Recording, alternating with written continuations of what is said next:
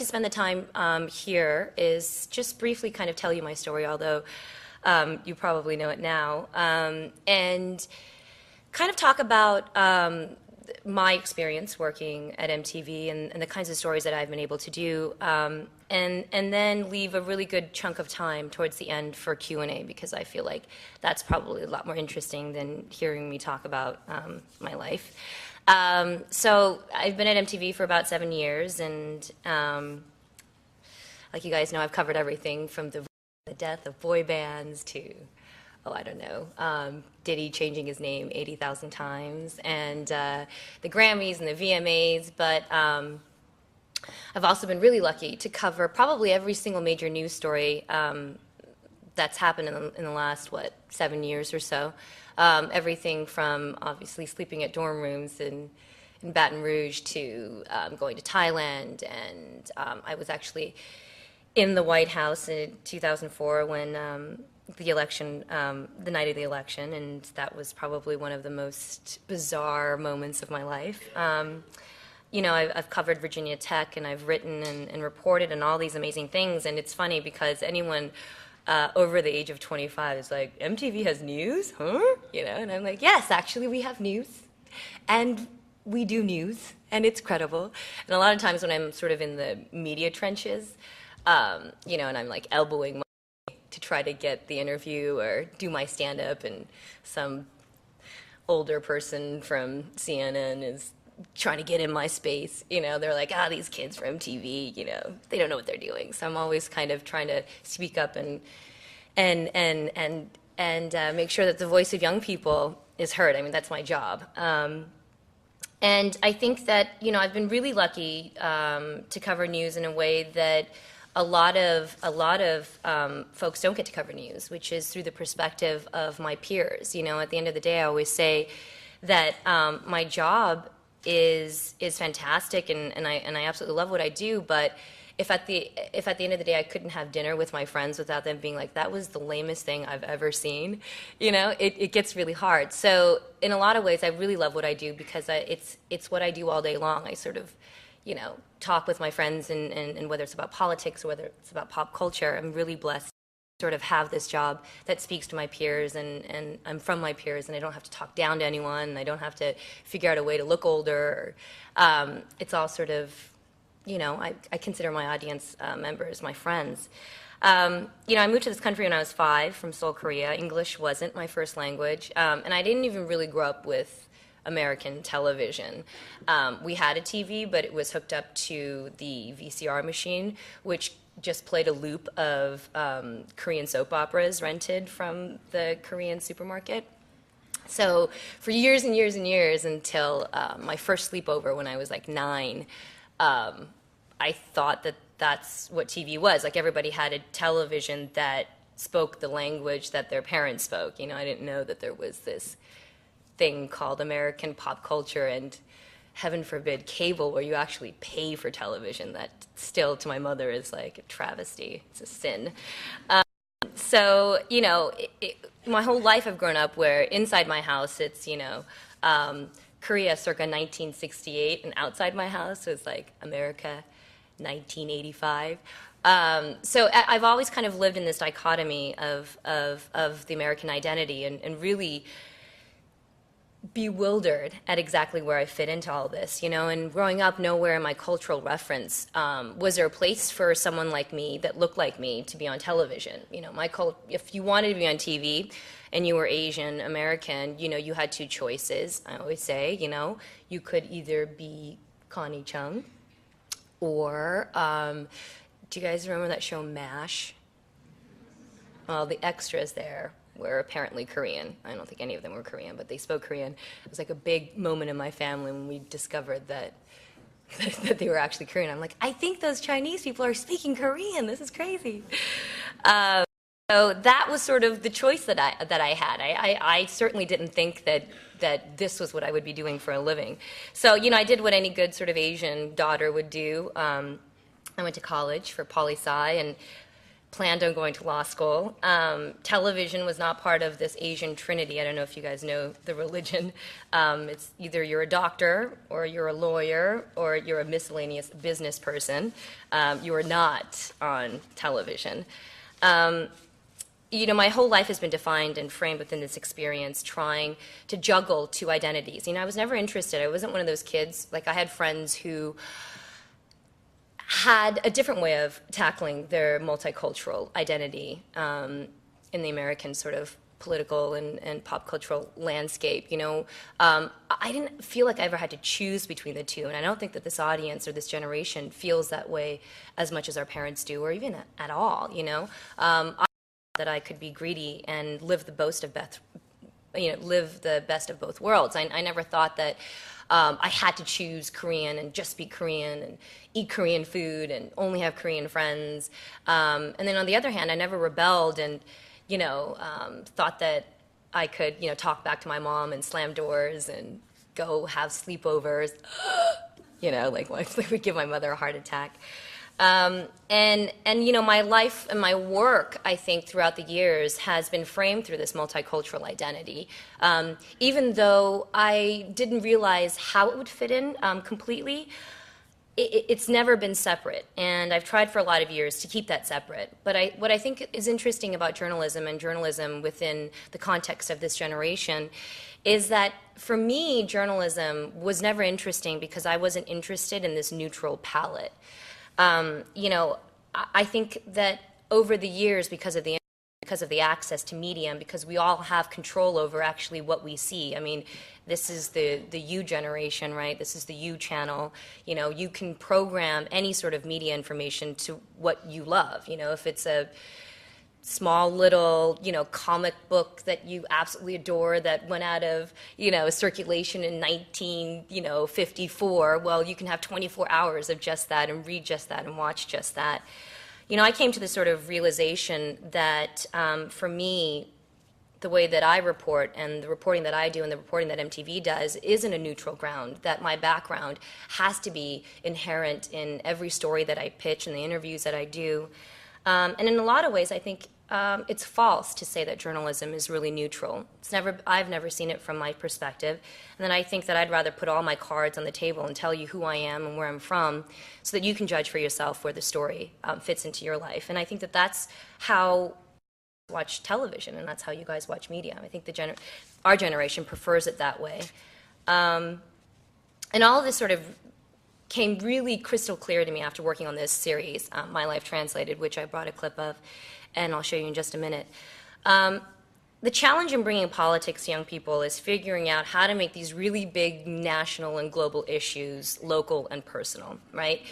It's also an added challenge to get programming like that, socially and politically conscious, on the air, on a network where kids are tuning in to see the new Beyonce video or the drama on the hills, you know, like in between somewhere there we have to shove a little bit of medicine. So it's always been sort of difficult trying to figure out how do we create a conversation and a dialogue about politics and civic engagement in this kind of entertainment landscape. And the only formula that's worked for us, and the formula that is the simplest and the truest, is to put a face that looks like you on every single issue that we talk about. So My Life Translated is this documentary series I worked on where I follow the lives of American kids that were struggling with the same identity crisis that I struggled with. And, you know, what does it mean to be American when your parents aren't from this country and they don't speak the language?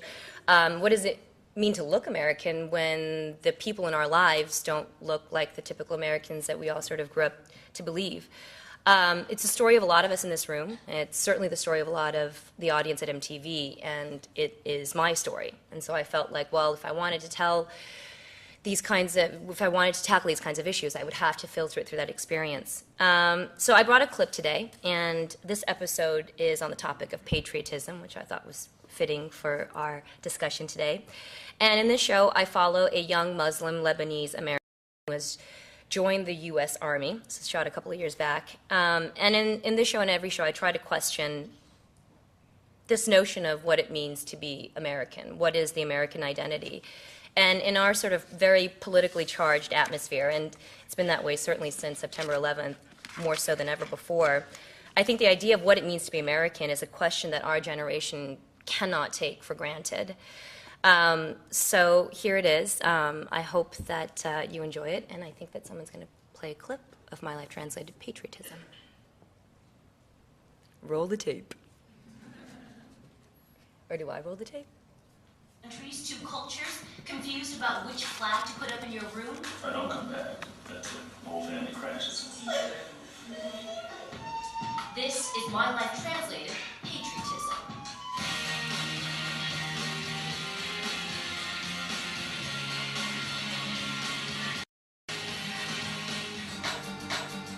My search brought me to Ayman, a 23-year-old Lebanese American who, like me, straddles life between two cultures and seems to be as conflicted as I am. A week after 9/11, Ayman enlisted in the U.S. Army.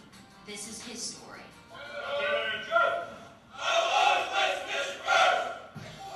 Joining the U.S. Army wasn't an easy decision because I had so much, to think about. It wasn't like a one-day thing. I wake up, I'm like, yeah, I want to join the U.S. Army. It had to take a lot of thinking, a lot of battling with my parents about it, and finally just joined it, whether they wanted me to or not.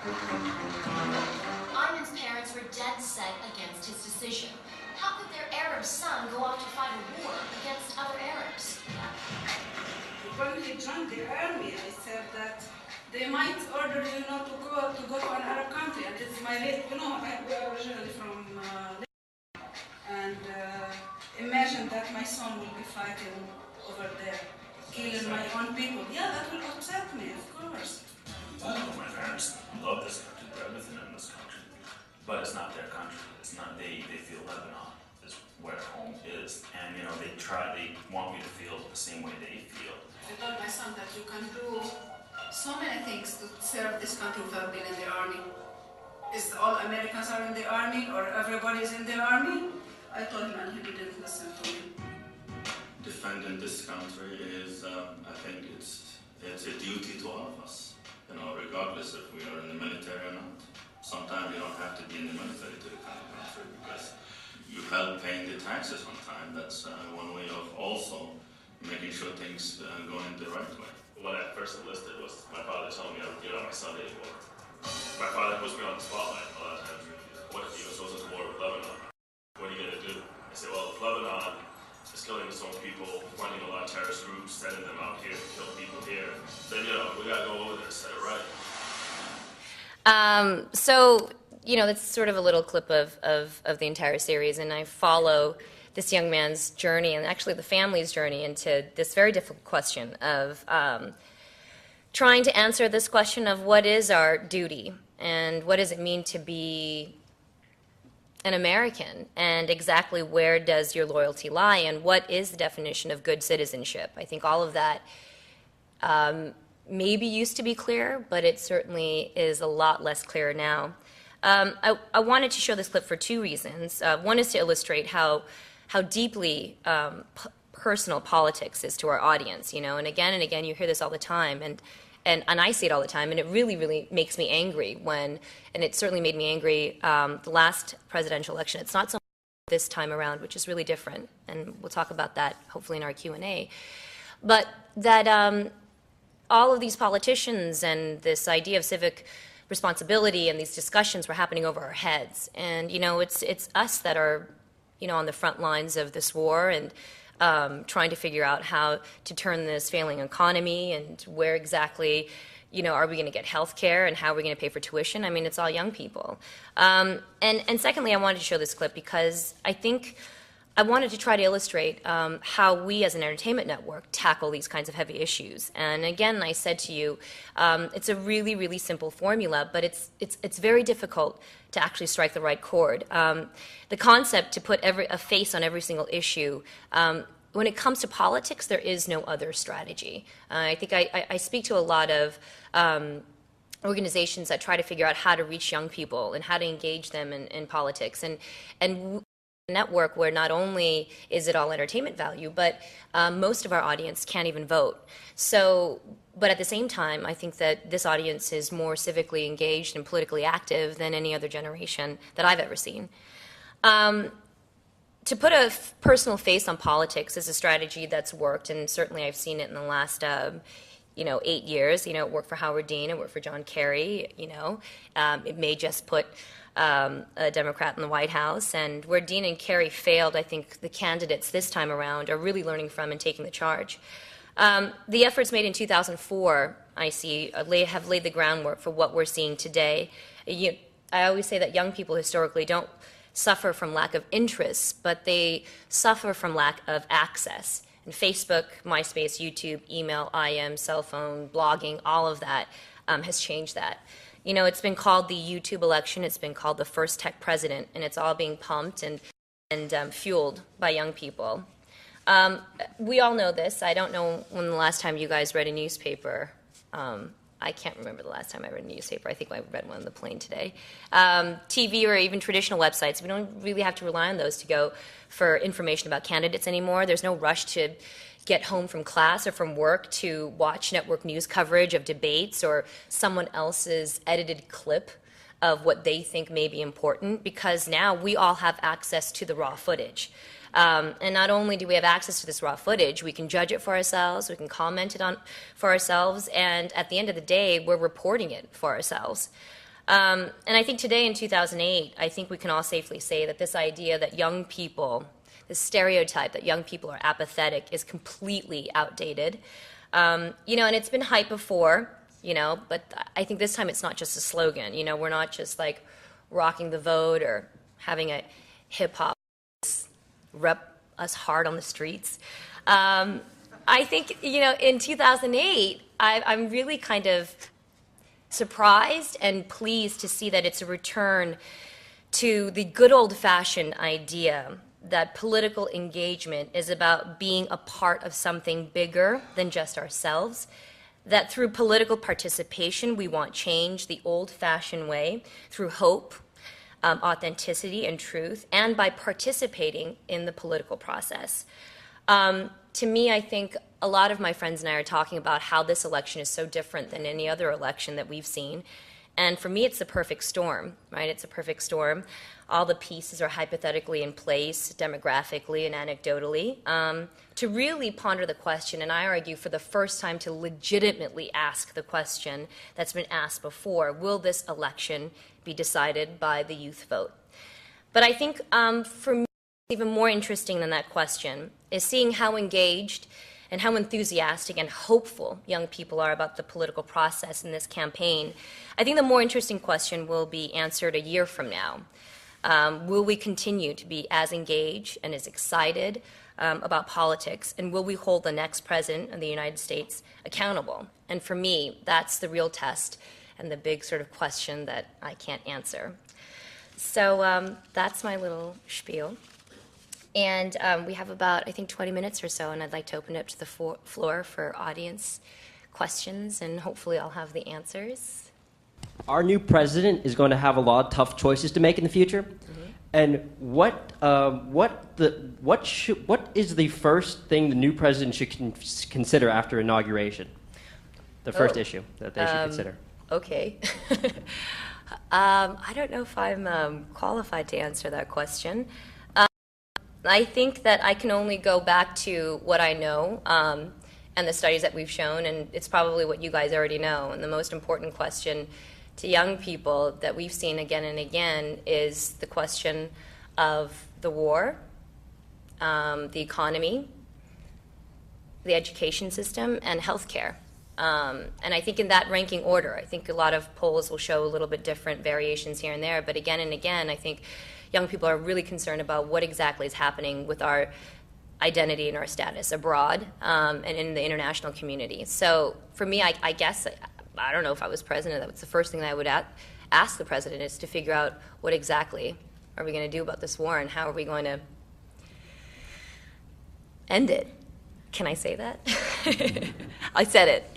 You were talking a little bit earlier about how, like, if you're trying to cover like a serious story that, you're trying to muscle like people from maybe like CNN or so. Yeah. How hard is it look at you and they're like, oh, she's just with MTV with the youth people. And, you know, there are a lot of times our generation is written off as just a bunch of internet freaks that watch TV all the time. Yeah. But, like, how hard is it to, maybe if you're trying to struggle against someone like Bill O'Reilly or something like that, you know, Yeah. to cover a story, then how difficult does it become for you to try and to have people take you seriously, I guess? Well, Bill and I go way back. I'm kidding. I think that it's interesting when you said internet geeks and, you know, kids who watch TV. I think we're going to have the last laugh and in this, because the internet has absolutely changed the political game. Now, I'm curious to see what the consequences and the longevity of this political engagement will be. I think it's interesting because you know, we've had the internet, of course, and computers and the World Wide Web for quite a while now, but it's moved beyond email. You know, this is a generation that email is what you do for work and for homework, and you just get your work done. Internet is now used, and I think the political campaigns have been quite successful and unsuccessful in using, is this idea of the social network. And we all know it, and it's very second nature to us, but, you know, to our parents' generation, it's very confusing, and it's not something that they engage in. I think that, you know, it's always been really difficult to sort of fight the stereotype that young people are apathetic and that they don't vote. It's true that we haven't turned out in the numbers, and it certainly has been pretty dismal. But I think to say that we are not politically engaged or have a sense of civic duty is absolutely wrong. You know, even before this campaign started, you know, a couple of years ago, we did this huge study about young people and how socially active they are, and the numbers are staggering. It's like over 70% of high school students volunteer in way, shape, or form in their communities. And I think that there is a direct correlation between engaging young people to understand what it means to be, you know, a good citizen, without using that in the most capital C word, but, you know, to have this idea of American citizenship and your duty to this country and your local community and the place that we live in, and political engagement and the vote, there's a direct correlation. And to me, you know, it's really hard. It's really hard when, you know, you're at a network and 98% of it is you know, stuff that isn't maybe necessarily the best stuff to watch. It's maybe a lot of junk food. I love junk food. We all love junk food. It's fine. But, you know, it's really difficult as a news organization to muscle our way in there. But I think the internet is changing that. And I think that even this year, our campaign for Choose or Lose, for the first time, we're not really involved as news reporters at MTV. I've sort of taken a back seat to it. You know, I'll host and do the sort of the big debates, or we did our first big thing that we did. This is a good example. Is the first thing that we did for Choose or Lose that was really big was the MySpace and MTV debates, or dialogues, and it aired first on MySpace before it did on MTV, and it aired live. TV was almost even like, oh yeah, and then we'll just slap it together and put it on television. But it was really a MySpace thing. And I think also, secondly, what's interesting to see is that we're actually not going on the road like we did in 2004. We actually have a young person, whether it's a college student or a high school student, in every single state across the country reporting on politics and the campaign throughout the year. So already, even in our strategy on how to reach this audience when it comes to social programming, has completely changed. And that, I think, is almost solely attributed to the internet and how we watch TV and consume media.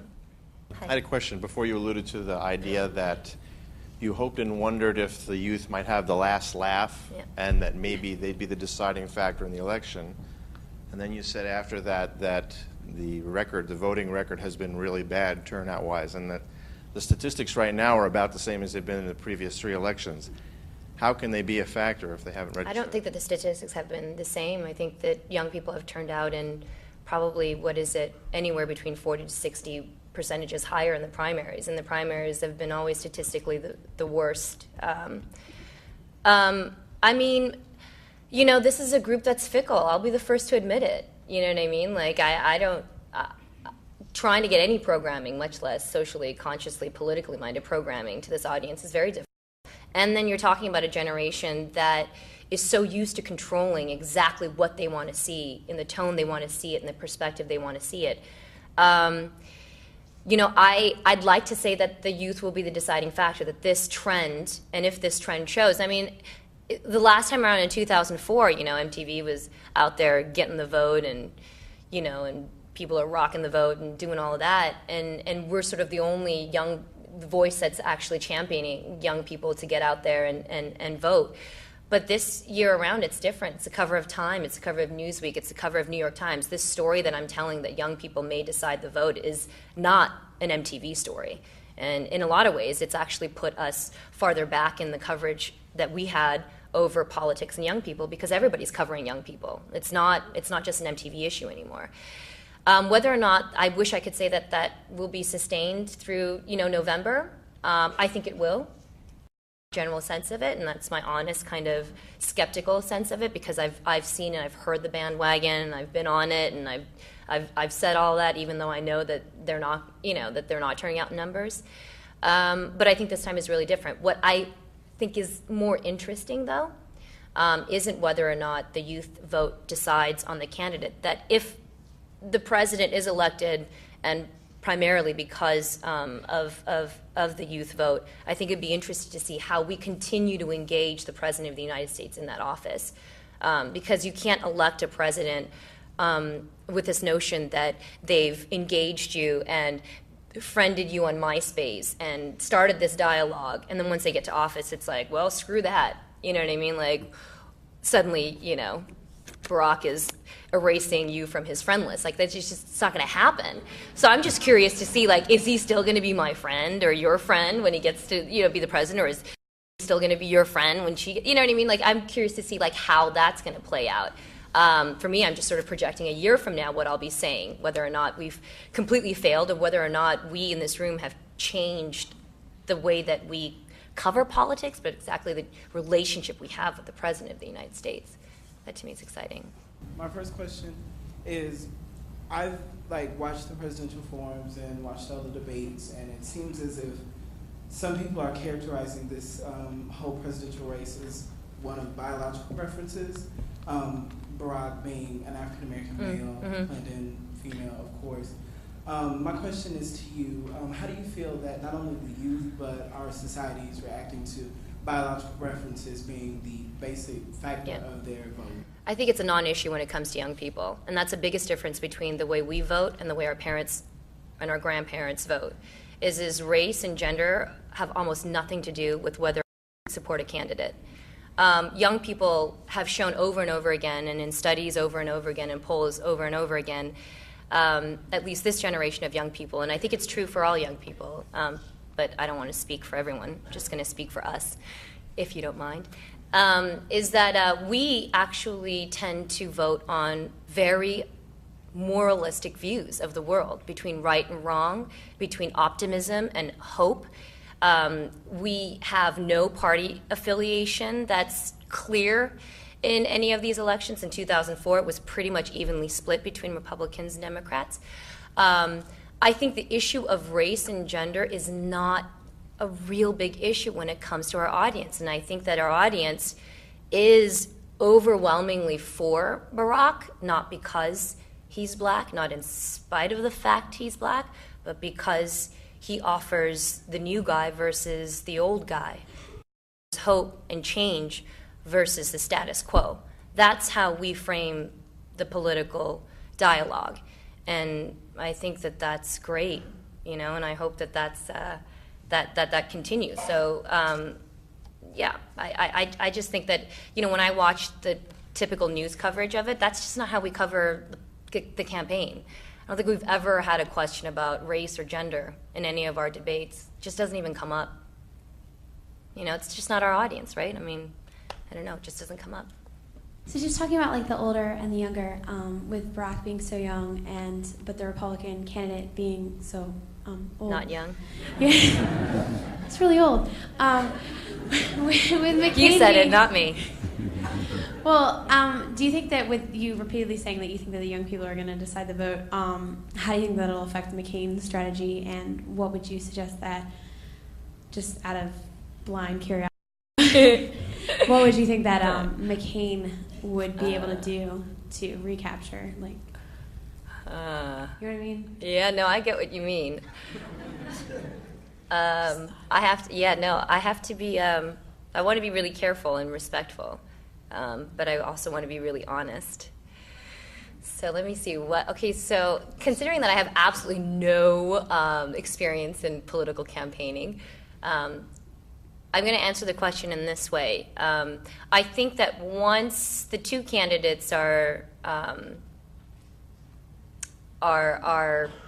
going to be decided on, I think, and I would hope that McCain's strategy would be to figure out a way to engage young people dynamically, but do I think that that's going to even be a possibility or a victory as far as young people are concerned? No, I don't think so. It's a difference between, I think we all know it intuitively. I'm sorry to the parents. I don't mean to rag on you guys. But, it's a difference between, I look at how my parents look at the computer and their relationship with email and attaching files even.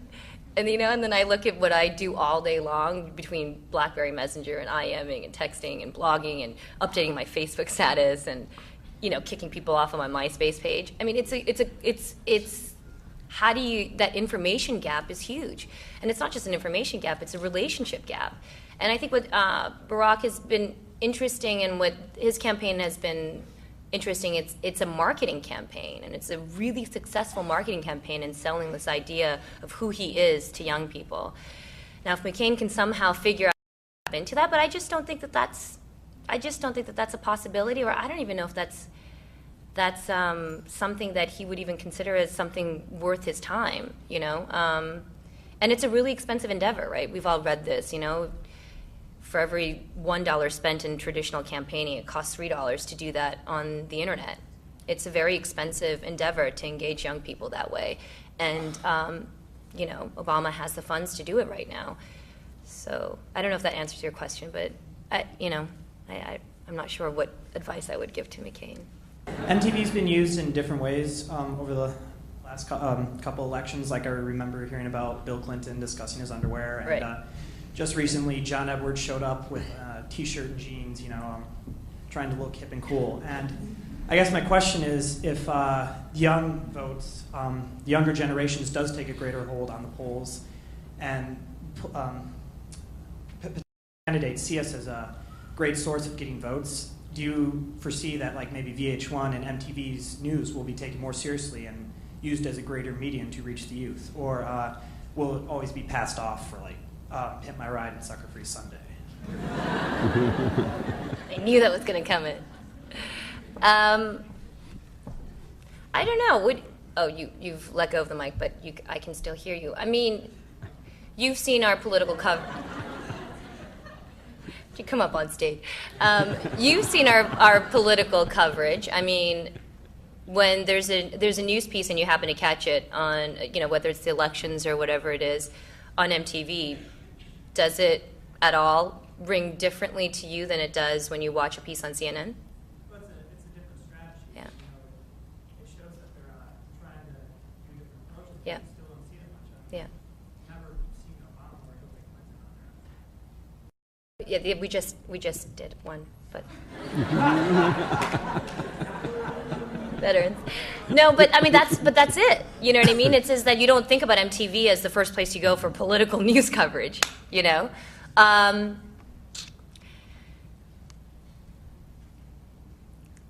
is MTV. You know what I mean? As much as I'd love it to be news TV, and that I could spend my, the majority of my time not following Kanye West. I would love to just cover politics and issues that matter to young people, but the reality is that I work for a company that its bread and butter is paid for by entertainment programming. The other thing is that, we put it on there, you guys don't watch. It's that's the reality. It just doesn't rate. So we're always trying to figure out ways, and to sort of speak to MTV, and I'll be the first to criticize them. I'll be right up there in line. The thing about MTV is that they make no money when we cover politics and social issues, but they put it on the air anyway. And this Choose or Lose campaign costs the company a lot of money, and I don't know that they get those ad dollars back. But they do it because it's part of youth culture and youth identity.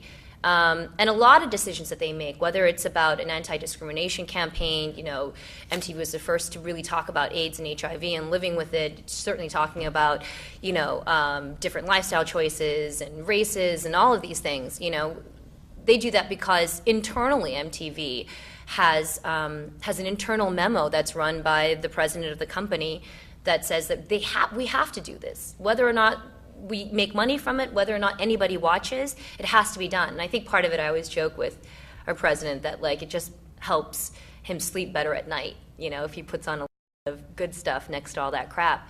And it's true, he's like, yeah, I know, but that's really how they do it. I think obviously, the headlines and we don't get picked up in the news when we're talking and championing, young people and the issues. We get picked up in the news when Janet Jackson accidentally has a wardrobe malfunction. It's not sexy to talk about how MTV is serving young people.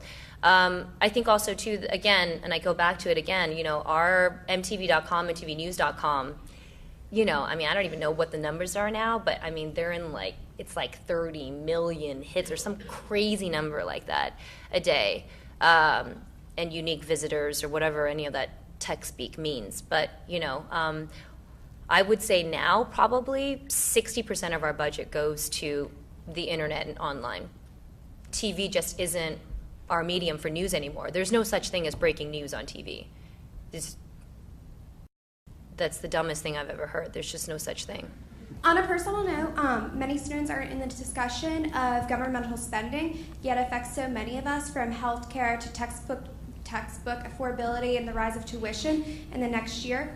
If you were an elected official, not only as president or governor or even a city commissioner, what would you do in a similar perspective, considering changes and such in governmental appropriations, and why? You want to help me out here? 45 words or less.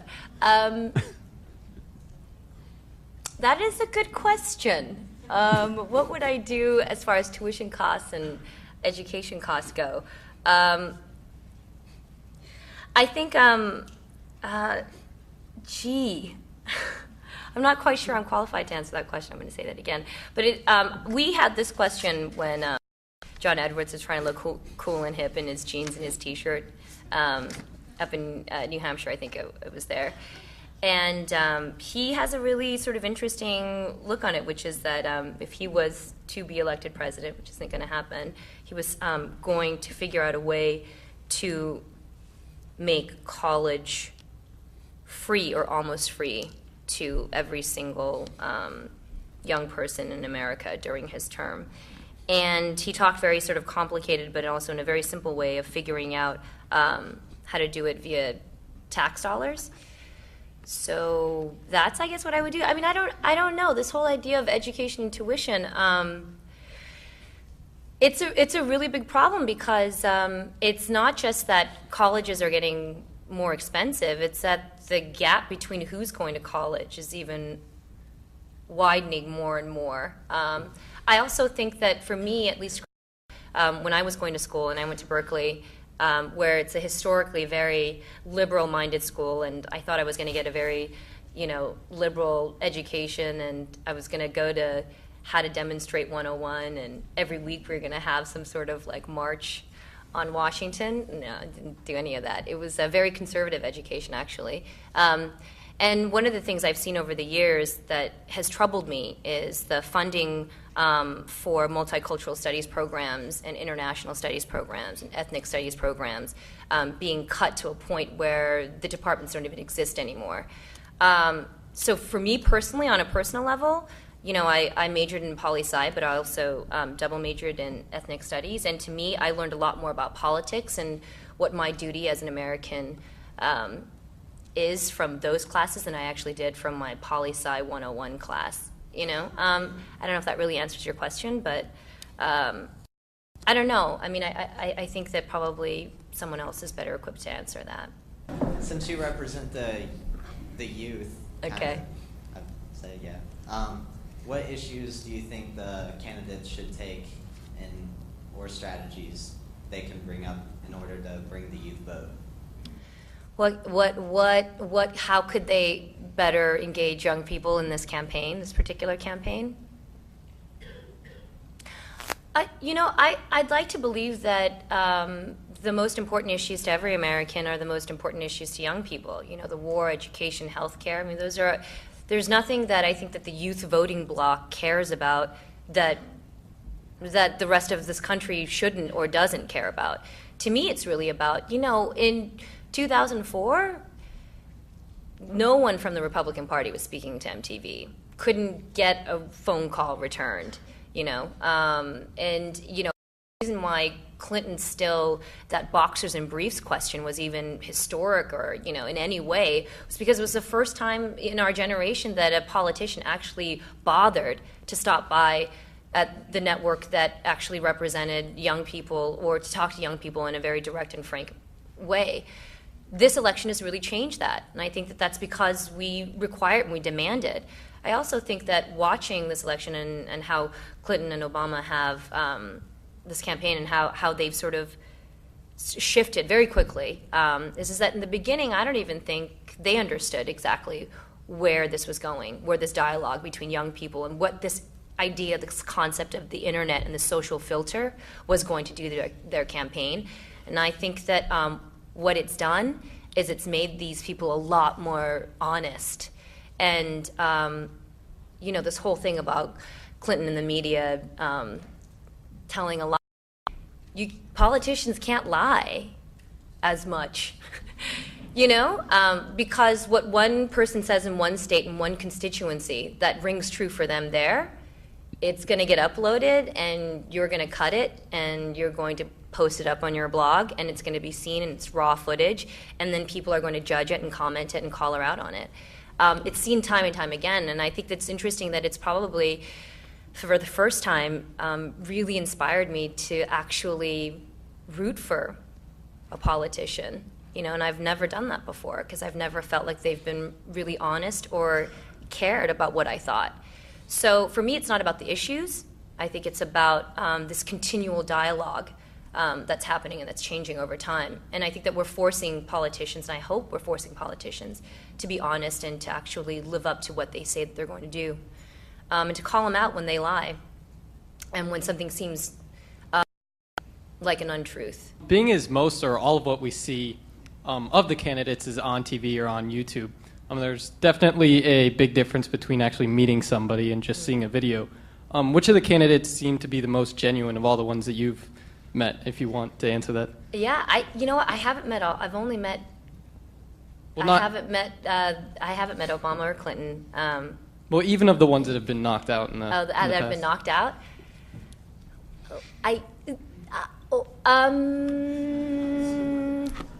Well, you know what? I haven't met Obama, and I hope that I will. That would be really awesome. I've met both the Clintons. I mean, I know that to me, I really loved John Edwards. I did. I don't know if it was. I think for me, having a conversation with him, he was the first to step up to the plate for these MySpace MTV dialogues, and he wasn't. He had no idea what he was doing. Okay, so we went to this college in New Hampshire, and we set up this whole thing, this MySpace, MTV dialogue, and it was a real big friggin' deal for MTV and for MySpace. It was the first time of its kind, and it was when CNN and YouTube had their debates, so we were all like, we got to bring that debate down, we got to get better ratings, it's going to be awesome. And, we invited all the candidates to speak, and nobody took us up on the invitation, but John Edwards did. He was the first. And he walked into this live situation. I'm trying to depict this for you. It's about this room full of people and lights, cameras, cranes, people freaking out because it's live television. And it's 3, 2, 1, John Edwards, he's not here. Stall. So, we did the whole well, he's on his way. And everybody's screaming right here that he's on his way, that he's in the green room, that he's getting mic'd. And he literally stepped on and all the color drained from his face. And you could tell that nobody told him what he was walking into. And for us, it was like this historical kind of moment. And I sort of say that because for me in that moment, for an hour, he answered questions that he had never seen before, that we hadn't filtered before. They really genuinely, I've never been part of a debate where the questions weren't actually, chosen beforehand.